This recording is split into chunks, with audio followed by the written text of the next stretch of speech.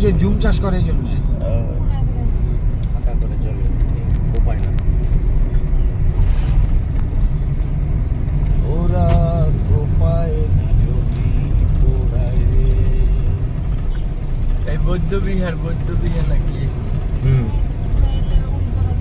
London বৌদ্ধ বিহারের ছাইটা আবার সার হয় সাইডে